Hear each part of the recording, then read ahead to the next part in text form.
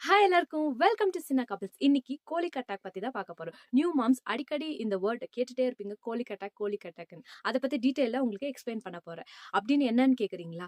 ஒரு குழந்தை திடீர்னு தான் அழ ஆரம்பிக்கும். ஒரு டேக்கு வந்து 3 to 4 hours அழுகும், ஒரு வீக்குக்கு வந்து 3 to 4 days அழுகும்.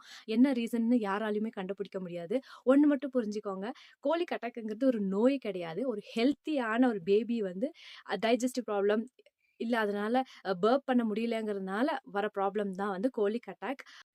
ஒரு பேபிக்கு கோலிக் அட்டாக் எந்த ரீசனால வருதுங்கிறத இது வரைக்குமே யாராலையும் கண்டுபிடிக்கல.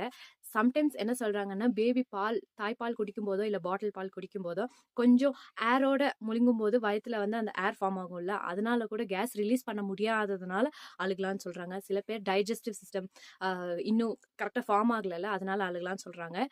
எனக்கு வந்து டம்மி டைம் ரொம்பவே யூஸ்ஃபுல்லா இருந்துச்சு. அதை நான் ப்ராக்டிஸ் பண்ண பேபியும் கொஞ்சம் ஹெல்த்தியா இருந்த மாதிரி இருந்துச்சு. கண்டிப்பா ட்ரை பண்ணி பாருங்க. நம்ம எல்லாருமே சின்ன வயசுல இருந்தே ஒரு அட்வர்டைஸ்மெண்ட் பார்த்திருப்போம். குழந்தைய அழுகுறது, இந்த கிரேப் வாட்டர் குடிங்க.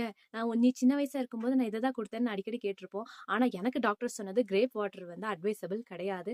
சில குழந்தைங்களுக்கு அது இரிட்டேஷன் ஆகும், அதனால அவாய்ட் பண்ணிருங்கன்னு சொன்னாங்க. இதுக்கு மெயின் சொல்யூஷன் வந்து டம்மி டைம் தான். நான் திரும்ப திரும்ப சொல்றேன், கோலிக் அட்டாக்ங்கிறது நோய் கிடையாது. இது ஹெல்த்தியான பேபி அண்டர்கோ பண்ற ஒரு சின்ன டிஃபிகல்ட்டின்னு வேணா சொல்லிக்கலாம். இது ரொம்ப நாளுக்கெல்லாம் நீடாது.